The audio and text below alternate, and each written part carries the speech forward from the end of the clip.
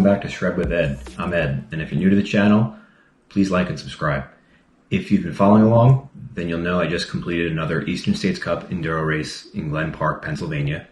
I had a little more preparation going into this one and some new bike mods that had me feeling more comfortable. So without further ado, let's see how my second Enduro played out. Stage 1.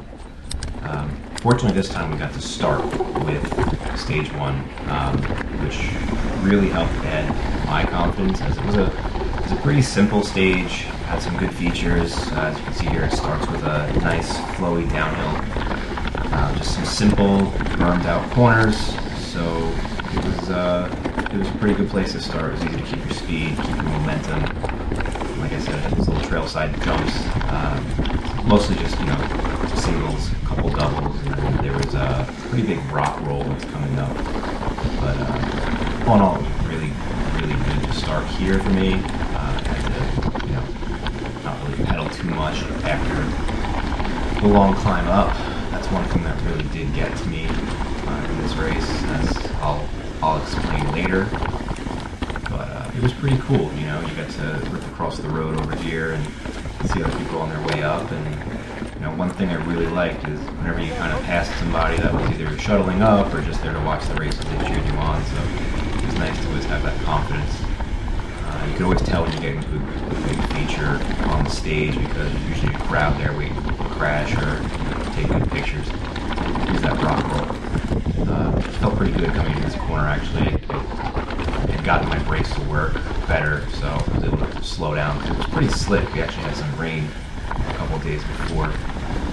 Here it starts to tighten up a little bit, where I'm working to turn the bike more, which is something that I could definitely use a little bit of practice with keeping my speed up.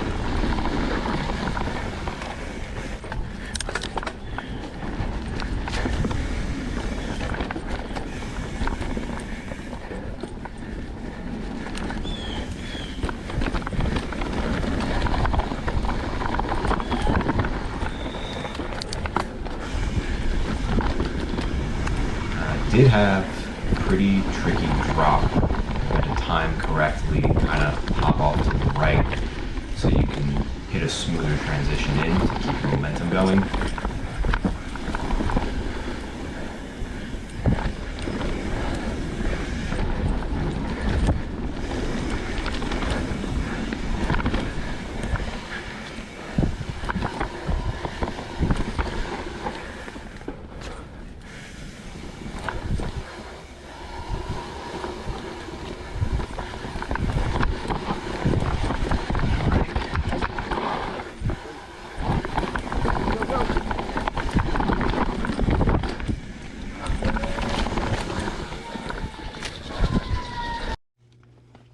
Here we go off to stage 2. I had a nice tree to lean against, so that gave me the opportunity to clip in before I had to take off, which helped me a lot because I'm still pretty new with the clipless pedals. But the rest of the stages were pretty pedally at the top. Didn't really have the same downhill flow as stage 1, but nonetheless they were still good. Stage 2 was a little uneventful. There weren't really a lot of features. It was mainly just a hustle from the top of the mountain, where it was pretty flat, until you got into the steeper lower section where things got a little more difficult. But you can see I'm doing much better with keeping my eyes up, as it's something I've really been trying to work, and it's big in motocross too. But helping keep your eyes up will allow you to obviously see more of the track, open up lines better, because realistically, you don't want to spend a lot of time slowing the bike down to turn it. And I'm starting to kind of get the old BMX skills back, where I'm pumping the downside of all the rollers and helping me keep the momentum, which was something that's obviously very important in this type of riding, where you need to conserve energy. So keeping your momentum is very important. This is where it starts to tighten up a little bit, have some features, some rock gardens, tighter turns. Still, I think I did pretty well through here. This little rock was fun. I wish they left this feature open. It would have been cool just to hit during practice, but nonetheless, it would have been a huge waste of time in the race. But yeah, had, you know, no qualms with coming through some of the rougher stuff like that rock garden we just came through. You know, my bike is really, really great in doing most of the work for me, of course. You know, the little double, super easy.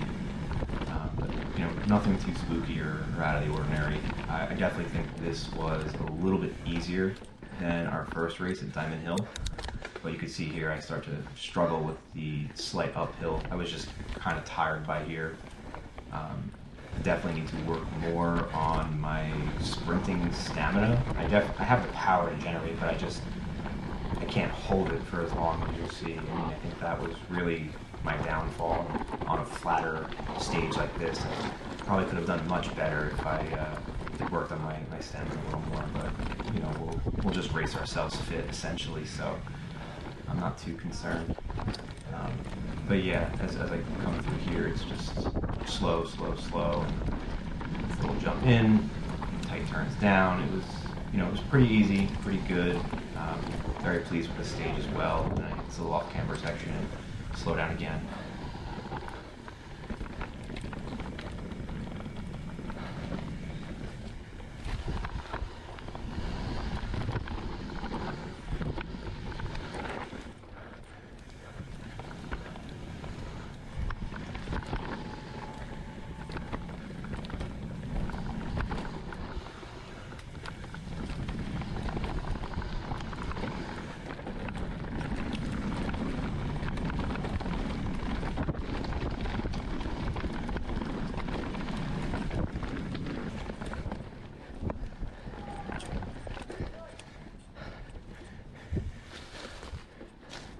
This is it.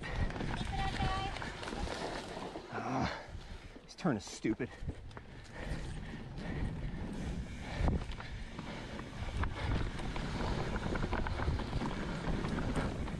Alright, so stage 3 was very much like stage 2. Pretty flat, had some features closer to the bottom, but I guess, like I said, you had a lot of pedaling to get there, which, you know, started to kind of show that my fitness really isn't where it needs to be more competitive. I mean, we're not really racing pro class here or anything, so just being able to stand up, pedal, and charge is going to be more than enough. You know, you don't really need to have that pro level skill.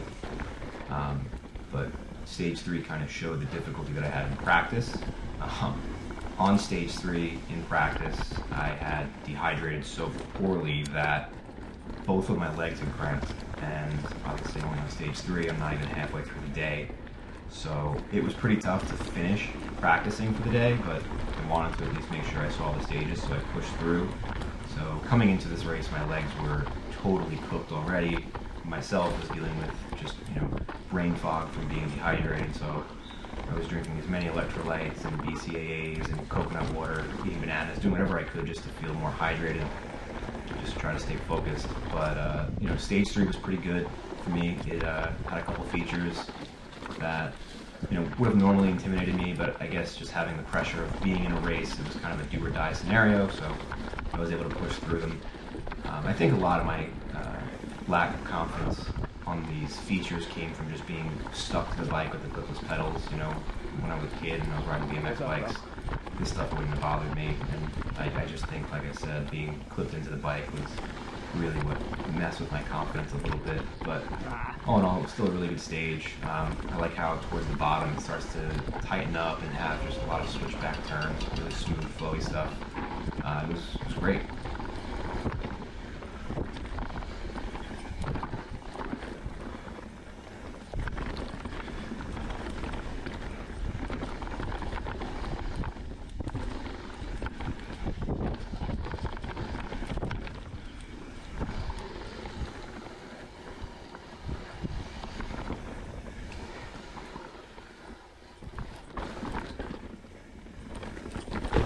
All right, so we are done with stage 3.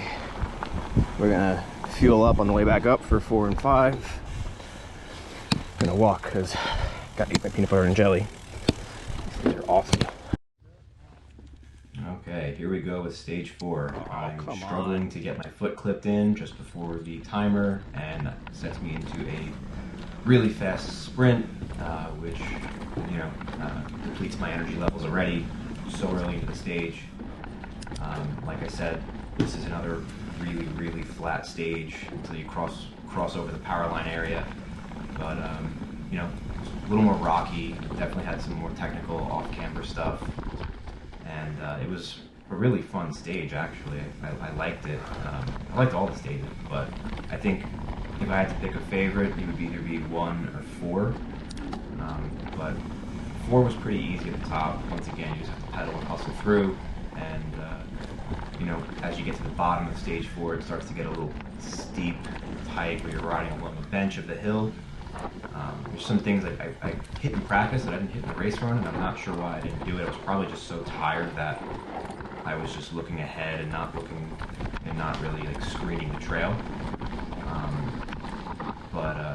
I think I did pretty well here too. I mean, there's some jumps that you had to hit that I hit that helped me stay fast and not waste any time. I didn't have any crashes, which I think is also important because that would really take a lot of time off of my runs, and no mechanicals, so we got through it.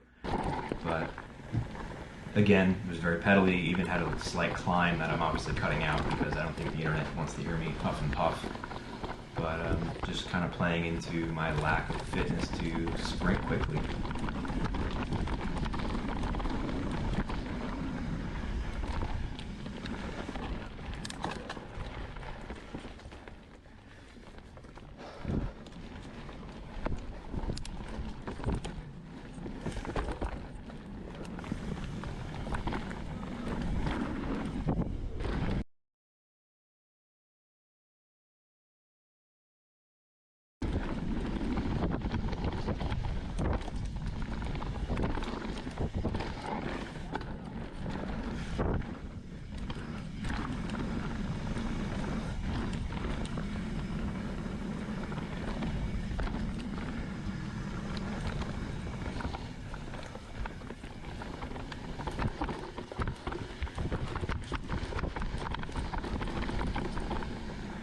As we get towards the bottom of this trail, you'll see that we hit this really steep chute that was just lined with people, and it was great because they were all cheering you on, yelling for you. I watched some early videos of other races here, and you can see a lot of people just going off the right side of the trail into the trees, and I just kept thinking to myself, man, don't be one of those people.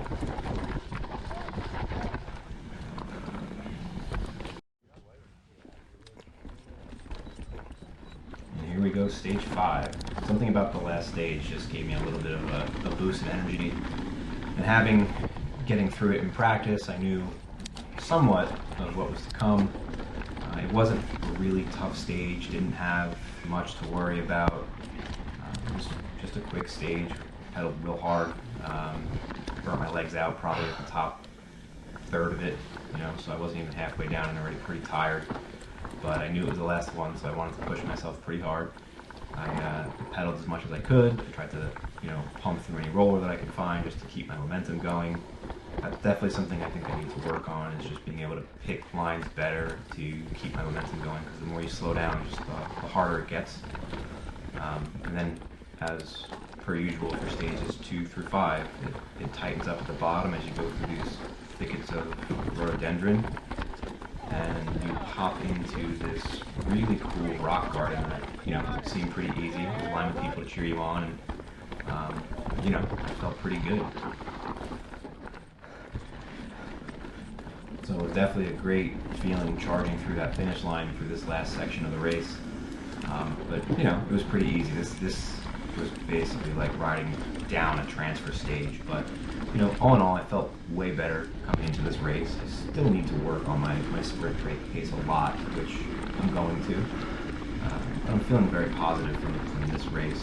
My first race, I was near the back of the pack. But this time, I was just outside of mid-pack. I probably beat about 45% of the people, so, stay tuned for the next video. Thanks for watching, and keep on shredding.